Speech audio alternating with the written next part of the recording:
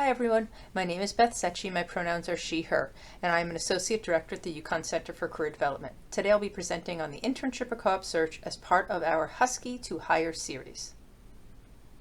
I'd like to begin with a couple questions for you. Have you searched for an internship, co-op, or job before? If so, how was the search process? And have you participated in an internship or co-op before? No matter what your answers are to these questions, this presentation will help you learn more about the process. Before we get into finding an internship or co-op, I'd like to briefly discuss becoming career ready, what career competencies are, and what specific competencies can be developed or enhanced by attending this presentation and then ultimately participating in an internship or co-op.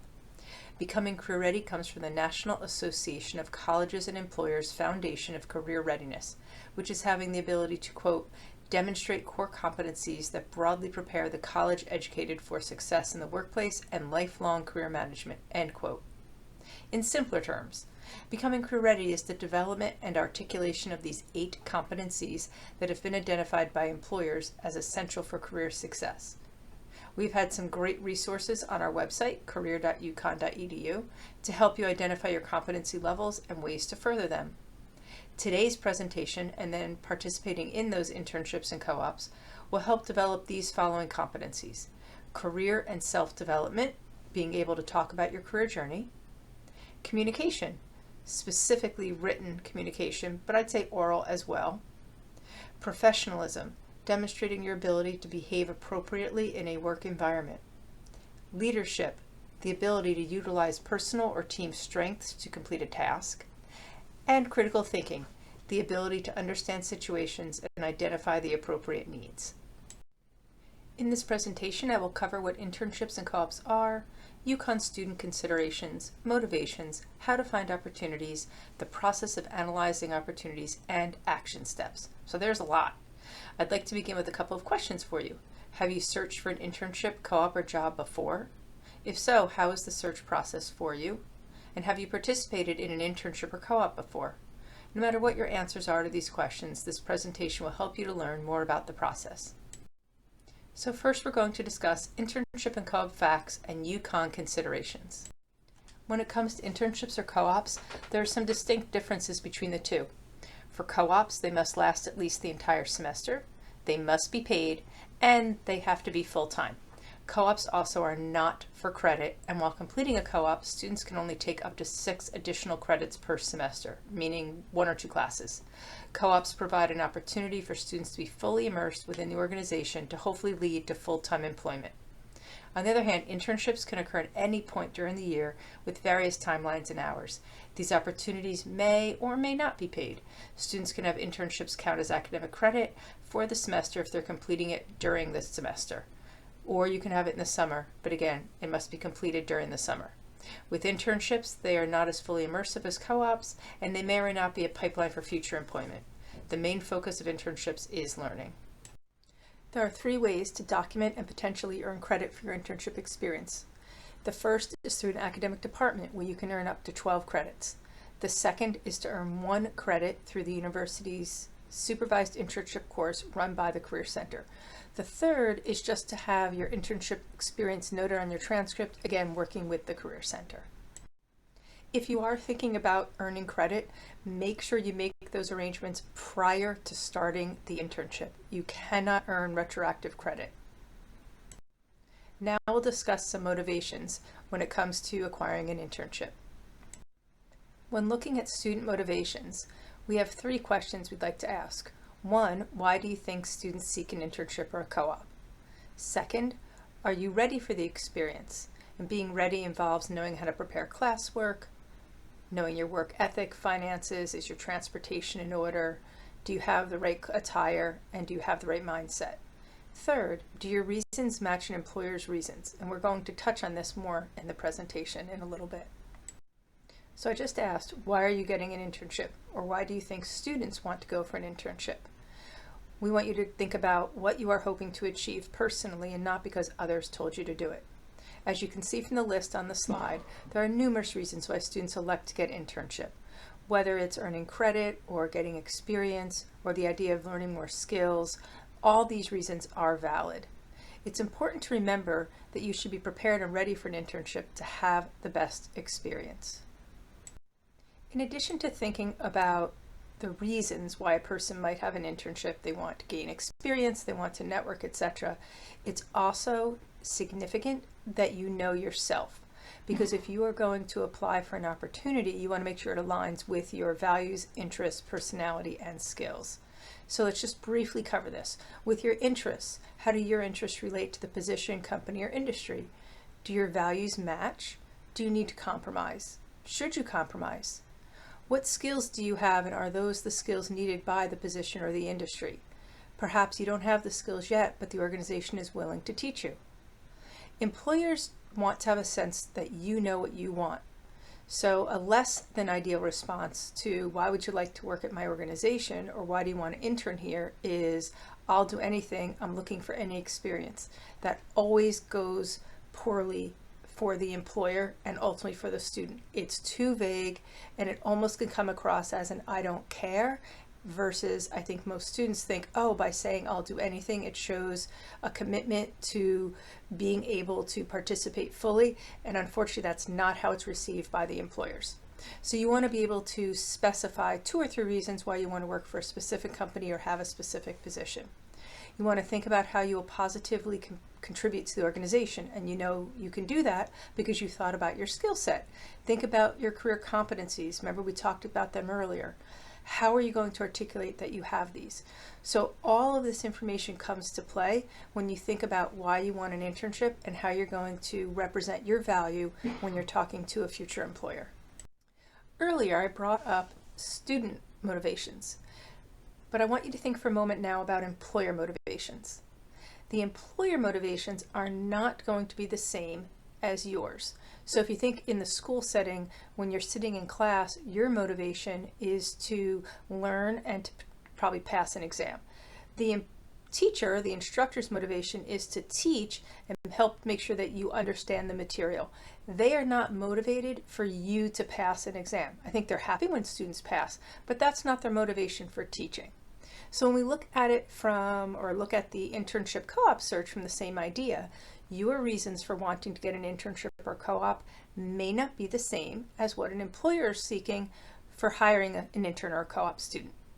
Now, the employer motivations will likely vary based on if it's a small or non-profit organization compared to a large corporate entity. With the smaller organizations, they're truly invested and interested in hosting interns for reasons that include helping them level the playing field with the bigger companies. They know interns will bring great energy and new ideas and help with productivity, and that you might also teach people who have been there a little while something new or current.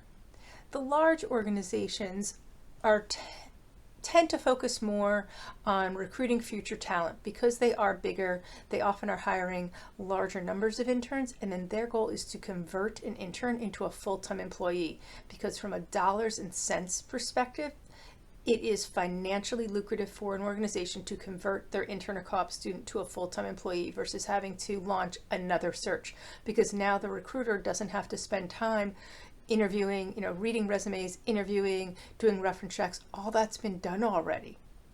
So intern and co-ops students definitely set themselves up for success at larger companies by positioning themselves to say, hey, how can I be a better fit for your organization? Or how can I be a fit longer term? We wouldn't use the word hey, right? I didn't mean to throw that in there.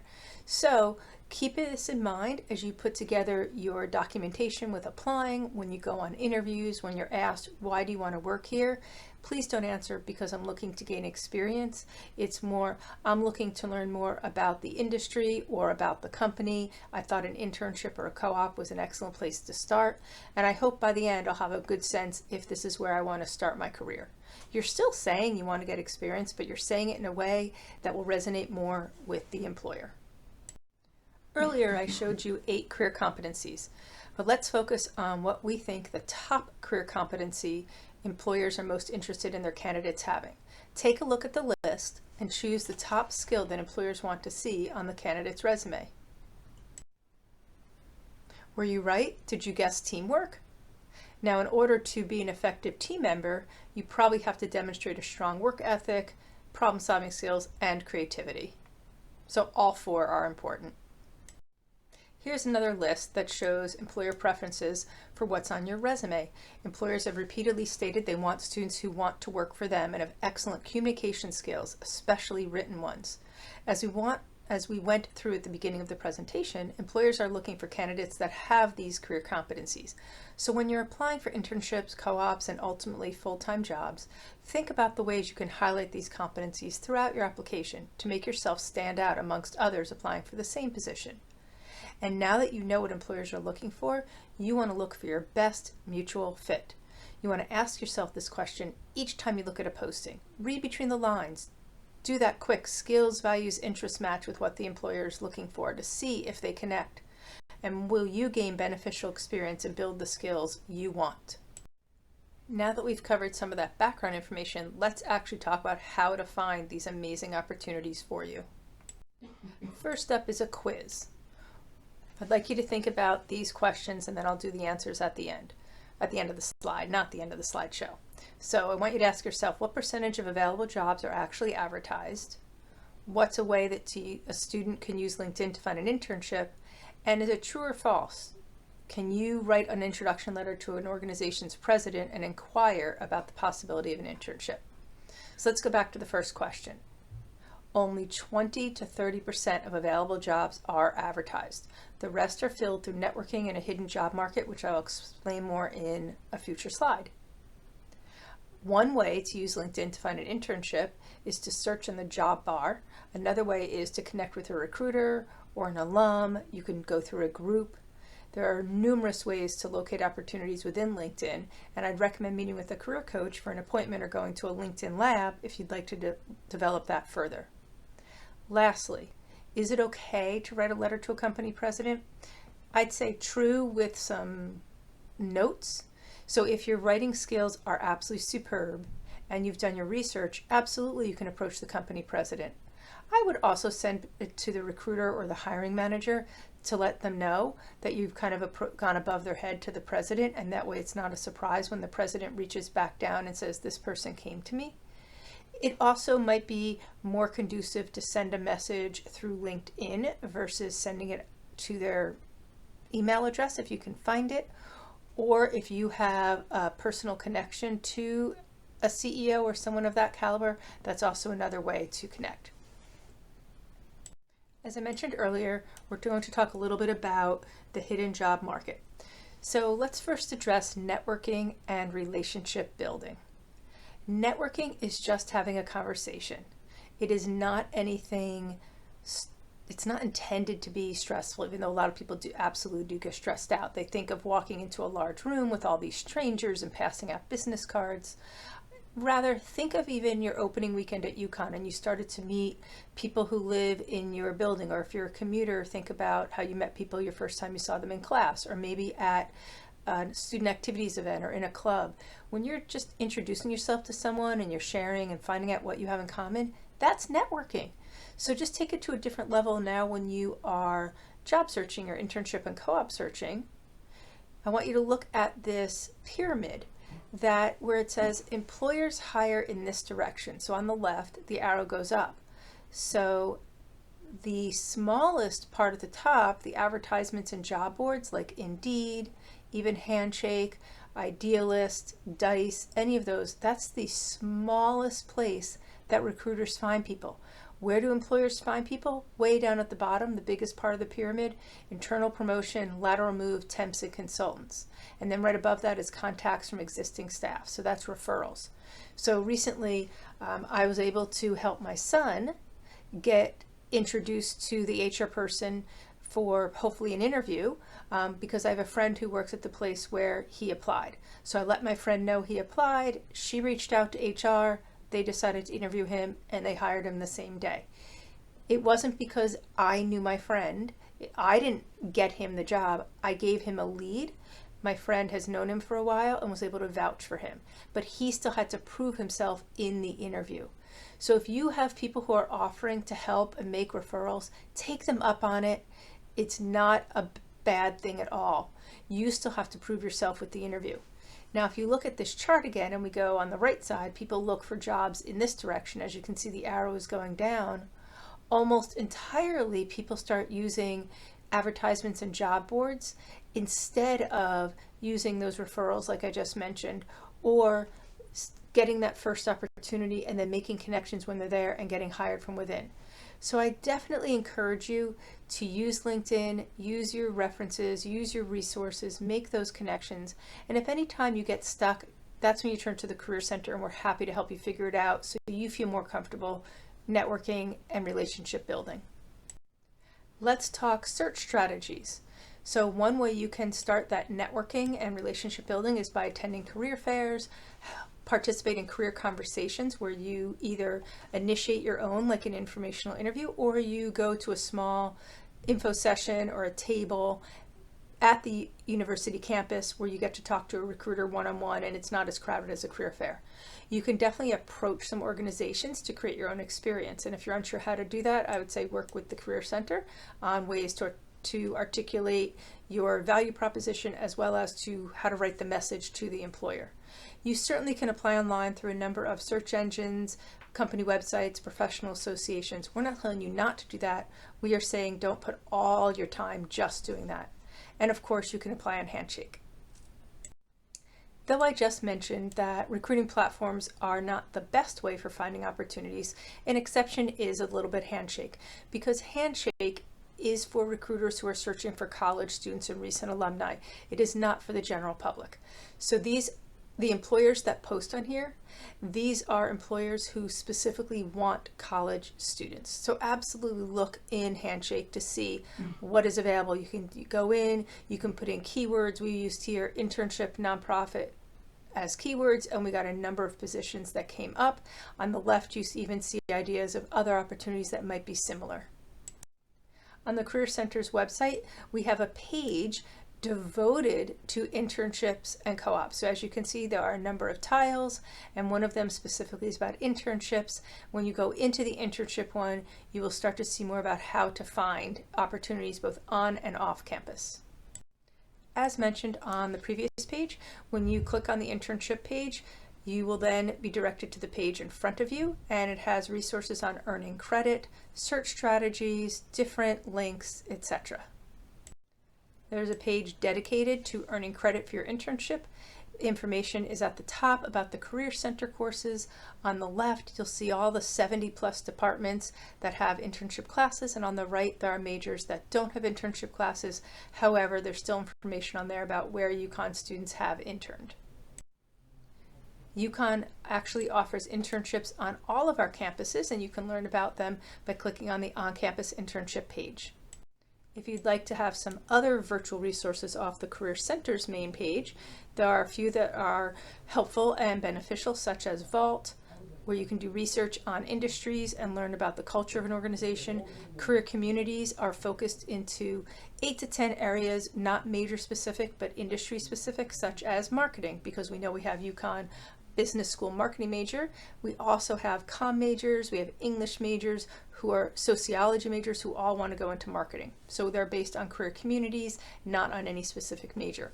Going Global has information both in the US and outside the US, information for opportunities, culture guides, city guides. It's an in-depth exploration. If you happen to speak or read a language other than English, you might look at opportunities that are written in a language other than English, which will give you that competitive edge.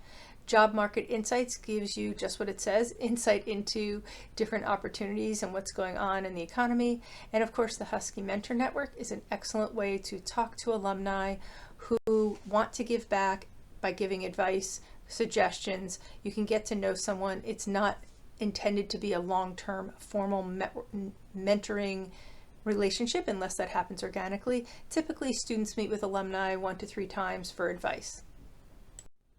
When you think about your application materials, keep in mind they vary by industry and company. That said, an application can include any of the following: your resume, your cover letter. You might have to submit reference names or acquire actual letters of recommendation. You might have to pull up an official or even sometimes unofficial transcript. Writing samples may be asked, as well as portfolio. As far as your writing sample, you can use a paper that you received a good grade on. You would not give them the graded paper. You would give them a draft. I mean, not a draft, like a copy of your final submission. You follow the number of characters or words. It's less about the whole paper as much as just a gist of your writing style. If you have a portfolio, you ought to have it on a website or connected to a website, and you can include that link on your resume and certainly in your LinkedIn profile. It's quite important once you've started applying that you keep track of where you applied. Here's an idea of an organizational system with some columns that we'd recommend. You do what works for you. I don't want to tell anyone one specific style. It is a good idea to keep records, though, of where you applied, where they're located, what the actual position title is, information on the salary. Is it possible for you to earn credit if that's something that you're looking to do? What information do you need to know about the application process and submission? And ultimately, key, the deadline. You don't want to miss a great opportunity just because you missed a deadline. Once you applied, please don't think, oh, I'm applied, I'm done. Nope, you want to make sure you follow up if you have not heard from the organization. So you want to wait a week or two before you follow up. And you can do that through email. You then can continue to apply to positions until you have a formal offer that you've accepted. You would update your professional connections, you evaluate the company culture, the organization, details about the role, follow their LinkedIn page, look at resources provided the hiring manager and the website. And then of course you prepare for your first day. Now with that follow-up, if you haven't heard from them after 2 weeks, please move on. Please don't keep reaching out to them. If you aren't sure how to reach out because you didn't have an email, look in Handshake to see who the contact information is. You can go into LinkedIn to see who else works at that organization. You might be able to get a connection that way. Follow-up, though, is key. Tenacity is excellent as long as you don't border on stalking. The next part of today's presentation, and thank you for sticking with this, I know it's a long one, is let's talk about how to analyze the internship and then truly tailoring your resume so your resume goes to the yes pile. The first thing you need to do when you're applying for a position is to review it and analyze it. So you want to read the posting, and remember we talked earlier about your motivations versus the employer motivations. If you were applied to this posting, think about what materials you would need to submit. Each document you submit to an employer should feel as if it was created just for them. So we know this employer, for example, is looking for someone with a very specific major, such as geoscience, geography, GIS, data analytics, computer science, or a similar accredited degree. So if you studied something that you think matches but isn't listed as one of these, but you think it's close enough, you can still apply. They're looking for very specific computer software. Excel, Word, Outlook, and PowerPoint. So they want people who know the Microsoft area. If your resume only says Google Suite and it doesn't say Microsoft, you probably want to change that. Then they mentioned some preferred computer options as well as experience with very specific platforms. Then they go into some desired skills. What's nice about this this posting is they actually write out clearly what skills they're seeking. Deadlines, organization, data management, time management. Do you have experience to have a workflow? Do you have proficiency in some other computer programs? And lastly, they mentioned some responsibilities that the candidate or the applicant would be doing once hired. So if you've done any of these activities, you want to make sure that they're highlighted in your resume, and if the posting asked for a cover letter, you enhance it in the cover letter. So that's how you can kind of tailor. But I'm going to show you on the next page what I mean. Now that we've reviewed the posting, let's think about how to tailor a resume to that specific position. On this slide, there are two resumes. The one on the left is specifically straight chronological. It's not tailored at all. The one on the right, the tailored one, has an objective statement that is more customized now to this GIS internship and highlights two transferable skills that will be important in the role. The tailored resume has technical skills that are highlighting software that would be utilized in the GIS internship. It also specifically added Outlook, where the one on the left did not. The tailored resume differentiates between the student experience, drawing attention to the fact that there's analysis experience. So if we look where the arrows are, the top talks about the objective, and then a little bit in that education section where we took out the coursework that they completed at their study abroad because it was not related to this position and it freed up a line. In the technical skills, as mentioned earlier, they were arranged in a way to highlight what was mentioned in the position, as well as Outlook was added. In that analysis experience and in the academic project, some information was rearranged again to fit the position experience. If you look under the academic project, the second bullet on the left side has become the first bullet on the right side because it specifically mentioned those computer programs that were alluded to in the position description. The tutoring became additional experience instead of related, and it was enhanced a bit as well. So what you want to do is, even though this isn't a huge shift, it's enough of one with keywords to get noticed, because the goal of a tailored resume, of course, is to get an interview. Now you're ready for some action steps. So be sure to stop by the Center for Development on any campus, or you can set up a virtual appointment. Definitely get your resume up to date, work on that LinkedIn profile. You can search and apply for internships and co-ops using Handshake, as well as talking to your faculty, talk to your advisor, talk to your friends, talk to family, talk to friends of family. Really expand that professional network. Come to events offered by the Career Center and other departments on campus that are related to your career aspirations and start networking. Again, you don't have to call it networking. You can just go up and talk to someone, learn a little bit about them. If they're in a position to give you a business card, take the business card, then follow up with a thank you message later on. Definitely encourage you to keep reaching out to help you get selected for that first great opportunity. The internship process happens all year. Each industry has its own cycle. So if you see a bunch of people around you getting offers and finding opportunities and you haven't yet, come in and talk to us. It could just be that your industry hasn't started the recruitment process yet. If you haven't had enough internship and other related topics information, check out Career on Demand. We have dozens of small videos, not long like this one, where you can get caught up on internship, resumes, LinkedIn, etc. Career on Demand is pretty cool, and I encourage you to check it out. As you continue with your internship and co-op search, remember you can reach out to the Career Center at your convenience. On the slide, you see our phone number. There's 2 email addresses. General questions can go to career@UConn, or if you have internship-specific questions, please send them to internships@uconn.edu. And if you happen to have a co-op question, it's careercoop@uconn.edu. Meeting with a career coach through Handshake is how you'd set it up, is always beneficial, and check out the website for more information.